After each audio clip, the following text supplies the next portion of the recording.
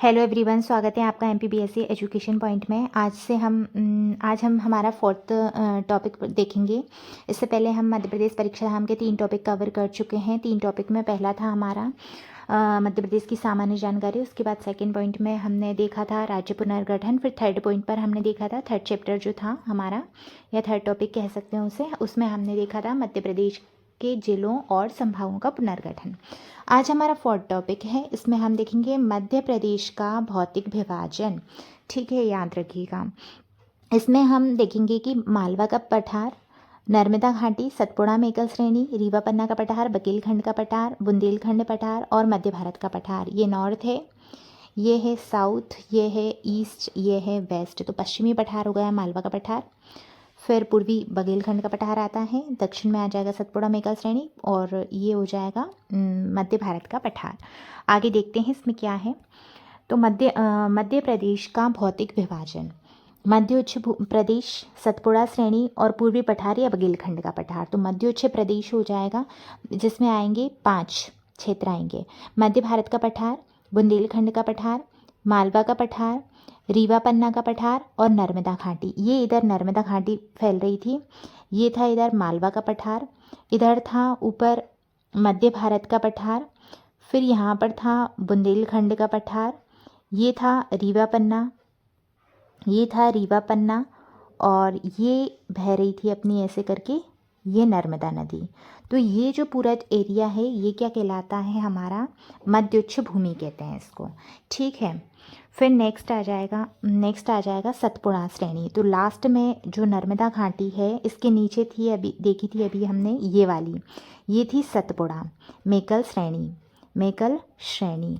तो ये हो जाएगा हमारा दूसरा विभाजन जो 3 भागों में बटा हुआ है। पश्चिमी श्रेणी, मध्य श्रेणी, पूर्वी श्रेणी। पश्चिमी श्रेणी, मध्य श्रेणी, पूर्वी श्रेणी। पश्चिमी राजपीपला, मध्य महादेव और पूर्वी मेकल श्रेणी हो जाएगी। पश्चिमी राजपीपला, मध्य महादेव और पूर्वी मेकल श्रेणी। फिर इस साइड देखा था हमने कौन सा, बघेलखंड का पठार, ये हो जाएगा बघेलखंड का पठार। ठीक है, तो ये हो जाएगा पूर्वी पठार। ठीक है, सब क्लियर है। नेक्स्ट अब चलते हैं हम किस पर, मध्य भारत के पठार पर।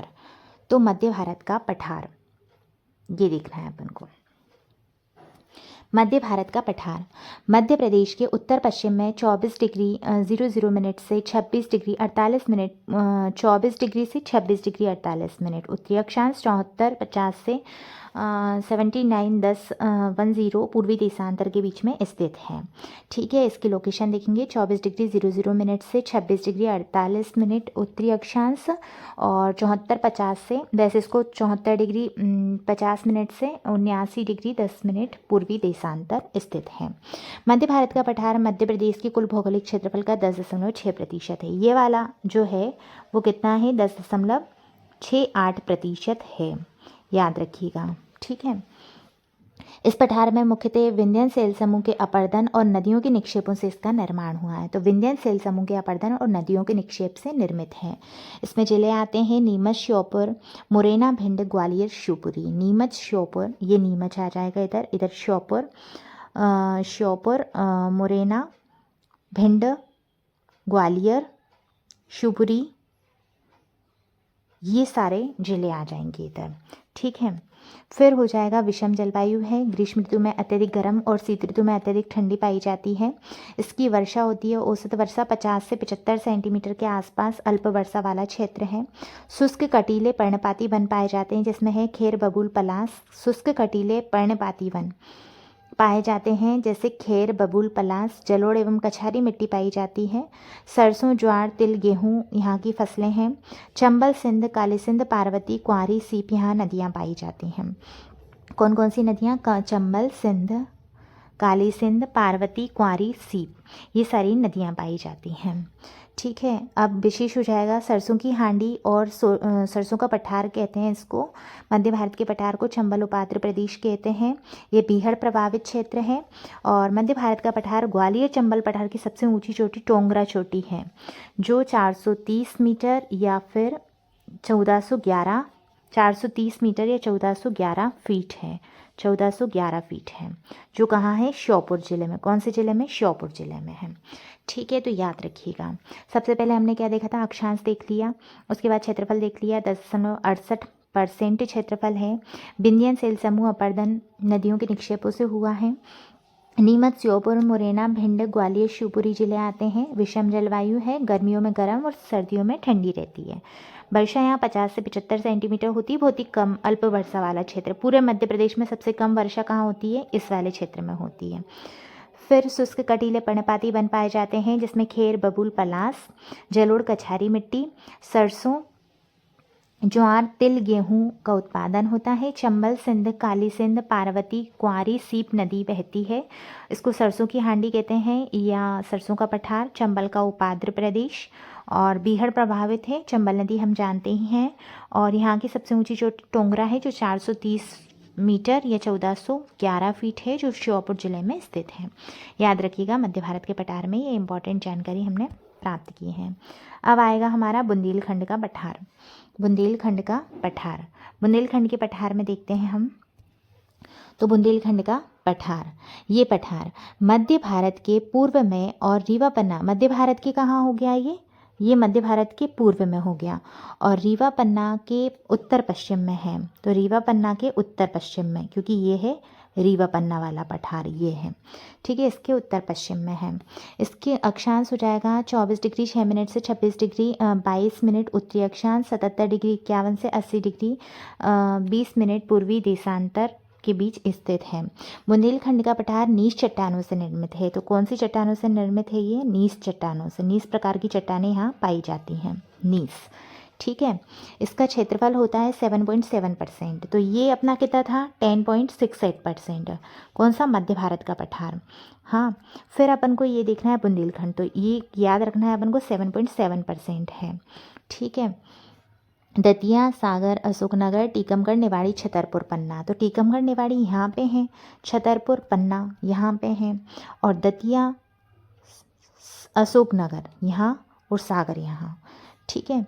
तो दतिया, सागर, अशोकनगर, टीकमगढ़, निवाड़ी, छतरपुर, पन्ना। ग्रीष्म ऋतु में अधिक गर्म और शीत में अधिक ठंडा रहता है। मतलब ये और ये सेमी जलवायु पाई जा रही है, विषम प्रकार की। 75 से 100 सेंटीमीटर। वहाँ बारिश कितनी थी? 50 से 75 सेंटीमीटर थी।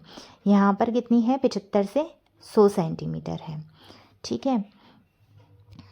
फिर हो जाएगा तेंदुपत्ता, महुआ, बबूल, खेर, नीम आदि पाए जाते हैं। तेंदुपत्ता, बबूल, खेर, नीम और महुआ पाए जाते हैं। मिट्टी कौन सी? मिश्रित लाल काली मिट्टी पाई जाती है। कौन सी? लाल काली मिट्टी पाई जाती है, लाल काली मिट्टी।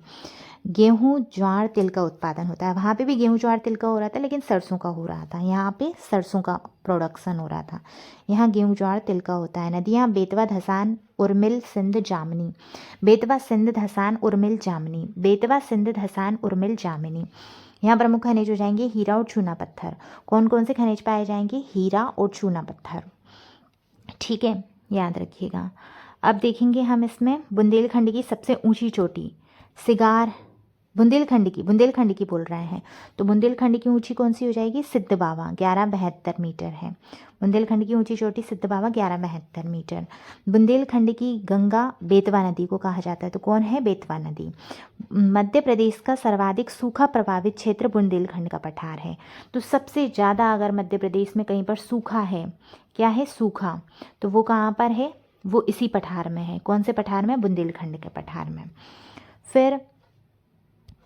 फिर देखेंगे हम बुंदेलखंड पठार में झांसी और सागर के मध्य समतल प्राय मैदान पाए जाते हैं। इनमें छोटी छोटी पहाड़ियाँ होती हैं, जिन्हें क्या कहा जाता है? टोर कहा जाता है। ये बहुत ही इंपॉर्टेंट है।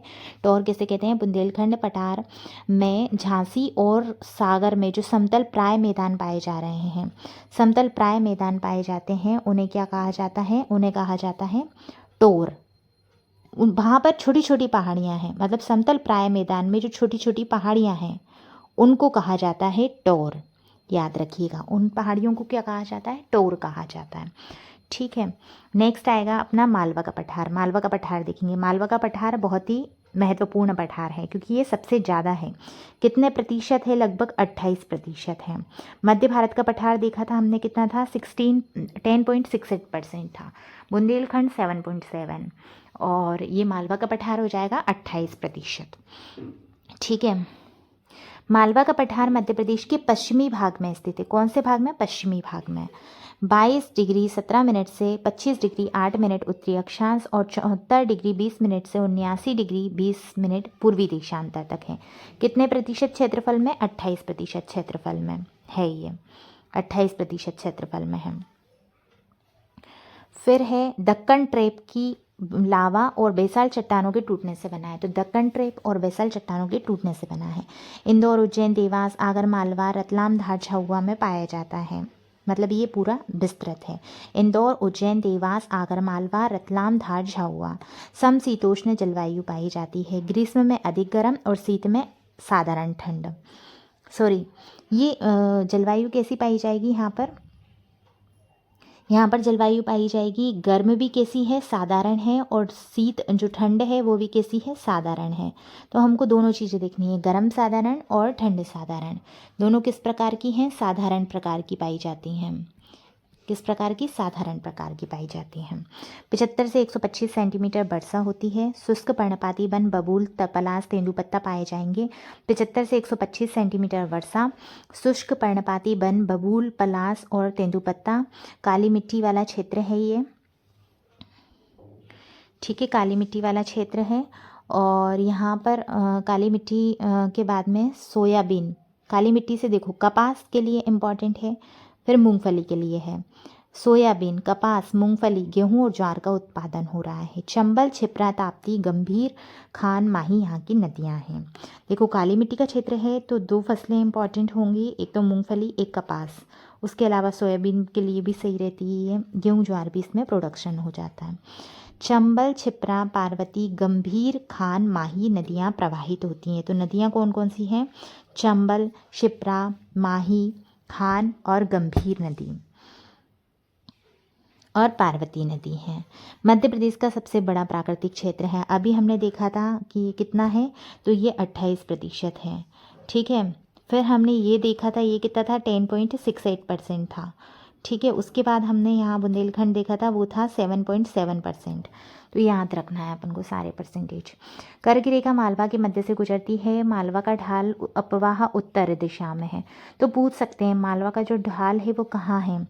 तो मालवा का ढाल उत्तर दिशा की ओर है, याद रखना। सबसे ऊंची चोटी सिगार 881 है। बुंदेलखंड की ऊंची चोटी अभी हमने देखी थी, बुंदेलखंड की क्या थी? बुंदेलखंड की थी सिद्धवावा। मध्य भारत के पठार की थी टोगरा। और ये मालवा के पठार की कौन सी ऊंची चोटी है? सिगार है। सिगार 881, जानापाव 854, धजारी 810, ये तीनों इंदौर जिले में है। तो सिगार चोटी कहाँ है? इंदौर में। मालवा फाइयान ने मालवा की जलवायु को सर्वश्रेष्ठ जलवायु कहा है। कौन सी? मालवा की जलवायु को सर्वश्रेष्ठ जलवायु किसने बताया? फाइयान ने बताया था, ठीक है। नेक्स्ट चलते हैं रीवा पन्ना का पठार। रीवा पन्ना का पठार, रीवा पन्ना का पठार बुंदेलखंड के पठार के दक्षिण पूर्व में और बघेलखंड के पश्चिम में है। तो बुंदेलखंड से दक्षिण पूर्व और बघेलखंड से कहाँ है? बघेलखंड वाले के पश्चिम में है, ठीक है। इसका क्षेत्रफल हो जाएगा 10.36%, 10.36%। देखो ये जो रीवा पन्ना है ना, ये और ये मध्य भारत का पठार सिमिलर ही है। 10%, 10.68 हो जाएगा मध्य भारत का पठार और 10.36% हो जाएगा रीवा पन्ना का पठार। रीवा पन्ना का पठार 10.36% है। रीवा पन्ना के पठार को विंध्यन सेल समूह के अपरदन से हुआ है। तो इसका निर्माण कौन से उससे हुआ है? विंध्यन सेल के अपरदन से। रीवा, पन्ना, कटनी, उमरिया, सतना, दमोह, यहाँ पे है रीवा, पन्ना, कटनी, उमरिया, सतना और दमोह पाए जाते हैं जिले। ग्रीष्म में साधारण गर्म और शीत अधिक ठंडी रहती है। गर्मी साधारण गर्म, शीत अधिक ठंडी रहती है। तो रीवा पन्ना के पठार में ठंड ज़्यादा पड़ रही है, गर्मी नॉर्मल है। बांस, तेंदुपत्ता, शीशम, खेर आदि पाए जाते हैं। बांस, तेंदुपत्ता, शीशम और खेर पाए जाते हैं। मिट्टी मिश्रित, यहाँ पर भी मिश्रित थी, यहाँ पर भी मिट्टी मिश्रित है। टोंस, कैन, बीहड़, महाना, बिछिया नदी हैं। तो यहाँ पर नदियाँ टोंस, कैन, बीहड़, महाना और बिछिया नदी। गेहूँ, चावल, तिल का प्रोडक्शन होता है। चूना, गेरू और हीरा का उत्पादन होता है। तो चूना, गेरू, हीरा, ठीक है। विंध्यन कगारी या स्कॉर्पलैंड कहते हैं इसको, रीवा पन्ना के पठार को विंध्यन कगारी या स्कॉर्पलैंड कहा जाता है। यहाँ की सबसे ऊंची चोटी सद्भावना या कालूमाड़ चोटी 752 है, जो दमोह जिले में है। कौन से जिले में है? दमोह जिले में है। दमोह जिले में है सद्भावना या कालूमाड़ चोटी। कितनी है? 752 है। ठीक है। मध्य प्रदेश में जवेरा गुंबद दमोह के रीवा पन्ना पठार के अंतर्गत आता है। तो जवेरा गुंबद भी कौन सी कहाँ है? तो ये भी दमोह में है। फिर है नर्मदा घाटी।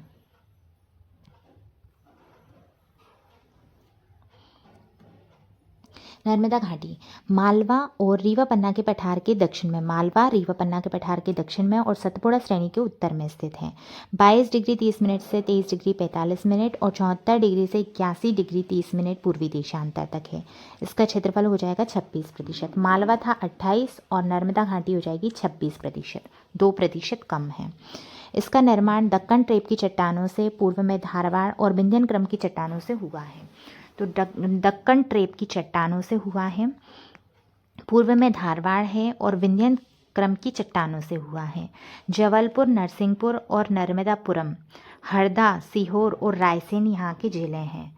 कौन कौन से जिले हैं? जबलपुर, नरसिंहपुर, नर्मदापुरम, हरदा, सीहोर और रायसेन। ग्रीष्म ऋतु में अधिक गर्म और शीत में साधारण ठंड रहती है। इसका पूर्वी क्षेत्र अधिक ठंडा, पश्चिमी क्षेत्र अधिक गर्म रहता है। पूर्वी क्षेत्र ठंडा क्यों रहता है? वहाँ पर पूर्वी साइड वर्षा भी अधिक होती है, ये ठंडा, यहाँ पेड़ पौधों की अधिकता भी है, तो ये क्षेत्र ठंडा रहता है। ये वाला क्षेत्र क्या होगा? अपेक्षातया गर्म होगा। और गर्मी क्या होती है? गर्मी तो अधिक पाई जा रही है, लेकिन शीत साधारण रहती है। इसमें वर्षा पश्चिम से पूर्व की ओर जाने पर क्रम से बढ़ जाती है, 75 से 125 सेंटीमीटर है। तो इधर से जाने पर वर्षा का क्या होगा? वर्षा बढ़ जाती है। नर्मदा, तवा, हिरन, शेर, हथिनी, शक्कर, दूधी यहाँ की नदियाँ हैं। नर्मदा, तवा, हिरन, शेर, हथिनी, शक्कर, दूधी यहाँ की नदियाँ हैं। सागौन, साल, तेंदुपत्ता, बांस पाए जाते हैं। सागौन, साल, तेंदुपत्ता और बांस वन में। पश्चिम में घेरी काली मिट्टी, पूर्व में लाल मिट्टी पाई जाती है। तो यहाँ पर तो काली पाई जा रही है और इधर लाल मिट्टी पाई जा रही है। इसके पश्चिम में कपास, मूंगफली, क्योंकि मैंने कहा था काली मिट्टी में 2 फसलें होंगी इम्पोर्टेंट, कपास और मूंगफली। और पूर्वी मध्य क्षेत्र में गेहूँ और पूर्वी क्षेत्र में चावल। लाल मिट्टी चावल के लिए सही रहता है। और पूर्व इधर किसकी खेती हो जाएगी? गेहूं की खेती। चूना, संगमरमर, चीनी मिट्टी का प्रोडक्शन होता है। चूना, संगमरमर और चीनी मिट्टी। नर्मदा घाटी को कृषि अर्थव्यवस्था की रीढ़ की हड्डी कहा जाता है। और ये क्या है? सबसे निचला प्राकृतिक विभाग है। तो नर्मदा घाटी सबसे निचला प्राकृतिक विभाग है, याद रखना। ठीक है। नेक्स्ट देखते हैं सतपुड़ा मेकल श्रेणी।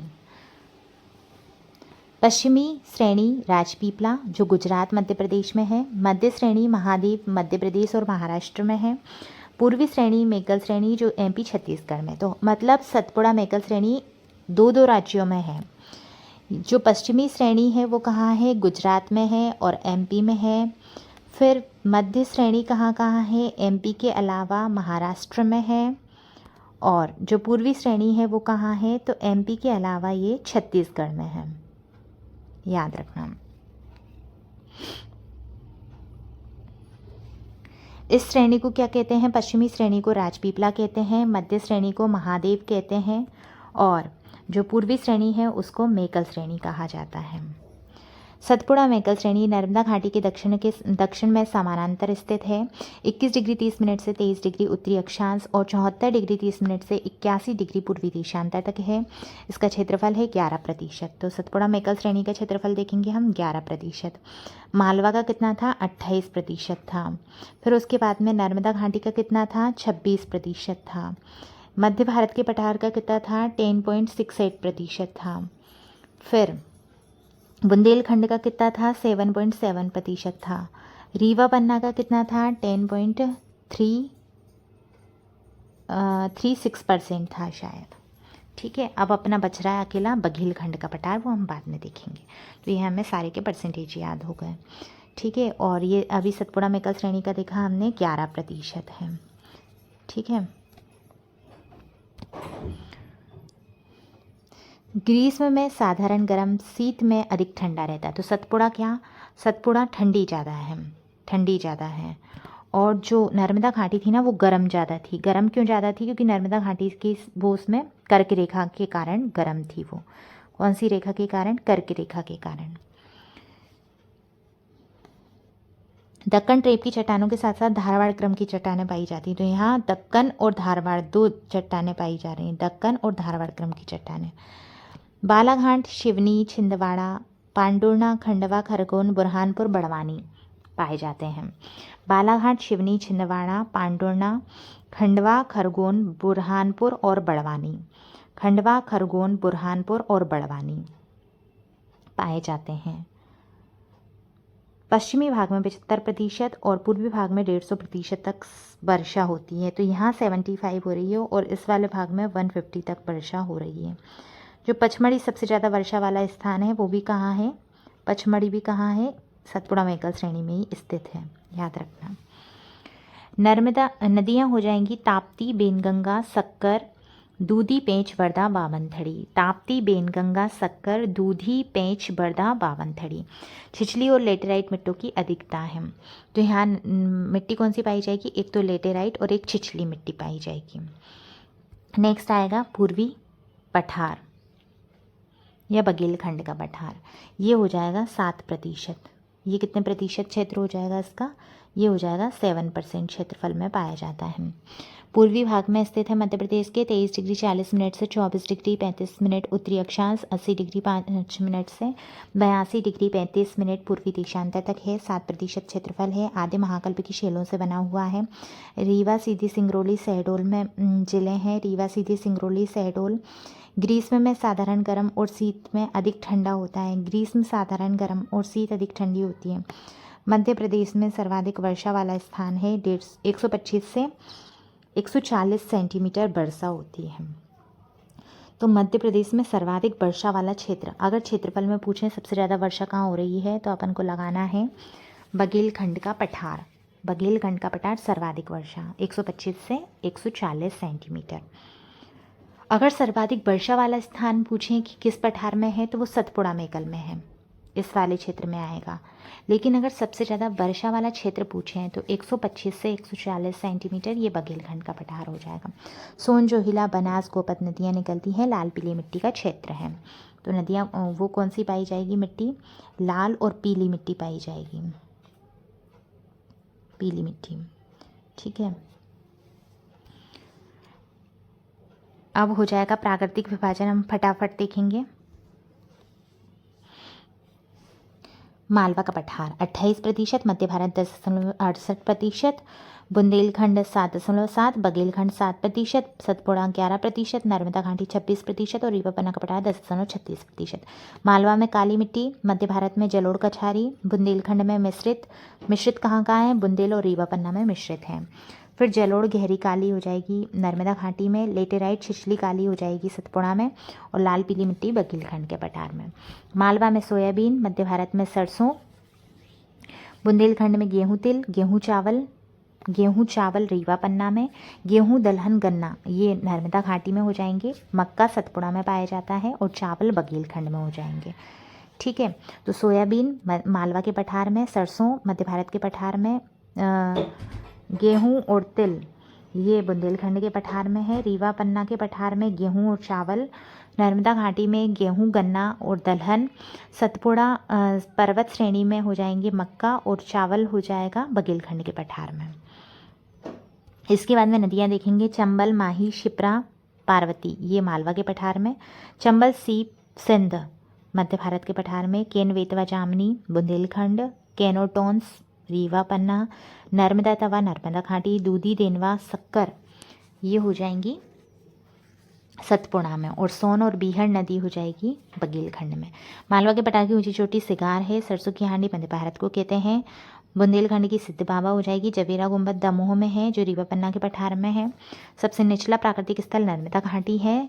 धूपगढ़ सबसे ऊंची चोटी है किसकी? सतपुड़ा में पर्वत श्रेणी की। और सबसे छोटा प्राकृतिक विभाग हो जाएगा बघेलखंड का पठार। बघेलखंड के पठार में आपको 2 चीज़ें याद रखना है। एक तो वर्षा सबसे ज़्यादा अगर वर्षा का क्षेत्रफल है तो ये हो जाएगा बघेलखंड का पठार और सबसे छोटा प्राकृतिक स्थल। दूसरा हो जाएगा सबसे छोटा जो प्राकृतिक स्थल है तो वो भी क्या हो जाएगा? बघेलखंड का पठार। ठीक है।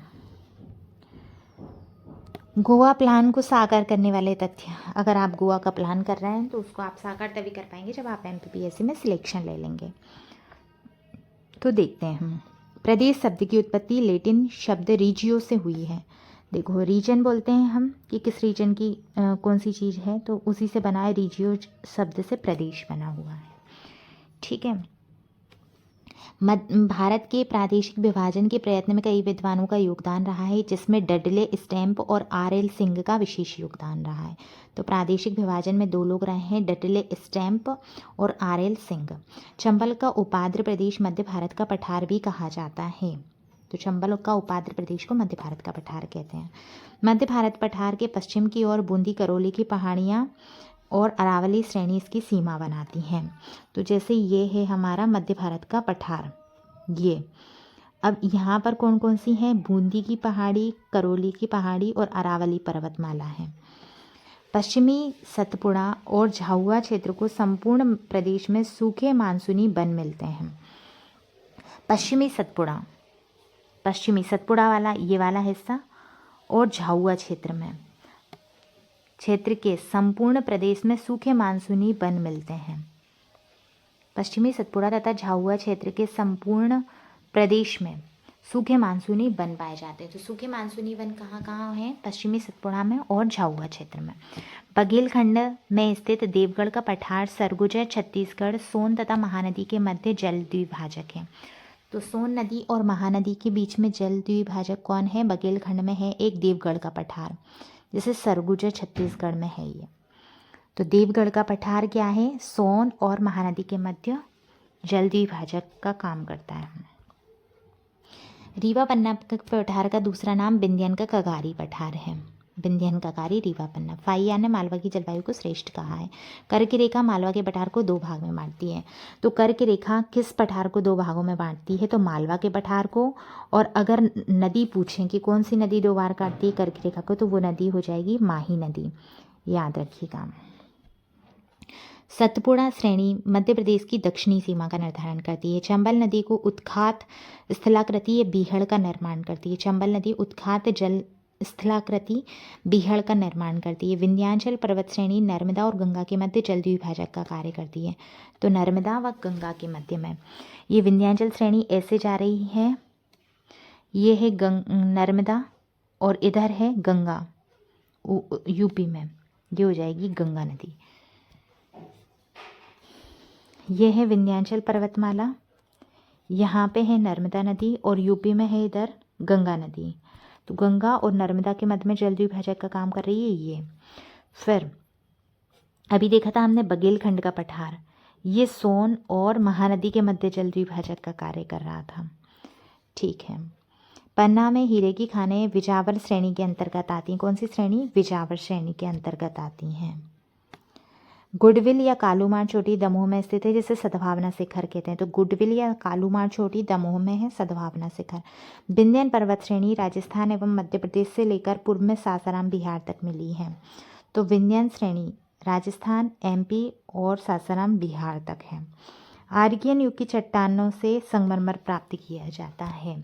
ये इम्पॉर्टेंट है कि जो संगमरमर है वो कौन सी चट्टानों से मिलता है, तो वो याद रखेंगे हम।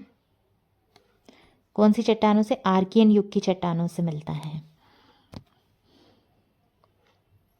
पन्ना भोगन नदी से हीरे प्राप्त हुए हैं। पन्ना जिले में एक नदी है भोगन नदी, वहाँ से हमें हीरे प्राप्त हुए हैं।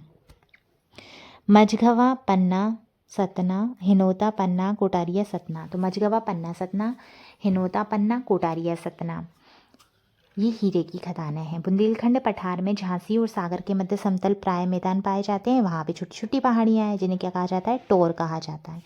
ये हमने देख ही लिया था। अब मध्य प्रदेश में फसल उत्पादक क्षेत्र, बघेलखंड का पठार चावल,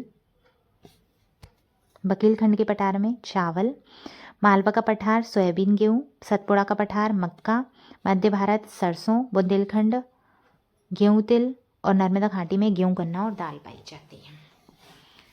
मुख्य रूप से 7 भौगोलिक क्षेत्र में मध्य प्रदेश को बांटा गया है। मालवा का पठारी प्रदेश, विंध्यन का पठारी प्रदेश, मालवा का पठारी और विंध्यन का पठारी, बुंदेलखंड प्रदेश, चंबल का उपात्र प्रदेश, नर्मदा सोन घाटी, सतपुड़ा में एकल श्रेणी और बघेलखंड का पठारी क्षेत्र। तो देखो, मालवा, विंध्यन, बुंदेलखंड, नर्मदा सोन, सतपुड़ा और बघेलखंड, ये तो पूरे हो गए। एक चंबल का उपात्र प्रदेश जुड़ा है बस। नेक्स्ट है नियोजन के आधार पर मध्य प्रदेश का विभाजन। प्रदेश को विभिन्न आर्थिक कार्य, संसाधन, कृषि, उद्योग, परिवहन आदि के आधार पर 7 भागों में बांटा गया है। कौन कौन से भाग? 7 भागों में। इसमें देखो 4 तो महानगर आ जाएंगे, इंदौर, ग्वालियर, भोपाल, जबलपुर। इसके अलावा आ जाएगा बुंदेलखंड, बघेलखंड और नर्मदा घाटी और एक छिंदवाड़ा आ जाएगा। तो 4 महानगर हो जाएंगे। कौन सा? भोपाल, ग्वालियर, जबलपुर, इंदौर और एक छिंदवाड़ा हो जाएगा। फिर बुंदेल बघेलखंड आ जाएंगे और एक नर्मदा घाटी क्षेत्र हो जाएगा। ग्वालियर एग्रो प्रदेश, ग्वालियर, मुरैना, भिंड, शिवपुरी, दतिया। इंदौर एग्रो इंडस्ट्रियल प्रदेश, इंदौर, मंदसौर, रतलाम, धार, उज्जैन, झाबुआ, देवास। बुंदेलखंड बघेलखंड, टीकमगढ़, छतरपुर, पन्ना, सतना, रीवा। भोपाल कैपिटल प्रदेश, भोपाल, सीहोर, रायसेन, विदिशा, गुना, राजगढ़, शाजापुर। जबलपुर इंडस्ट्रियल फॉरेस्ट, जबलपुर, सागर, दमोह, नरसिंहपुर, मंडला। नर्मदा घाटी प्रदेश, नर्मदापुरम, खंडवा, खरगोन। और छिंदवाड़ा रिसोर्स प्रदेश, जिसमें छिंदवाड़ा, बैतूल, सिवनी और बालाघाट जिले आते हैं। तो आज हमने देखा मध्य प्रदेश का भौतिक विभाजन। आज हमने इस चैप्टर को पूरी तरह कंप्लीट किया है।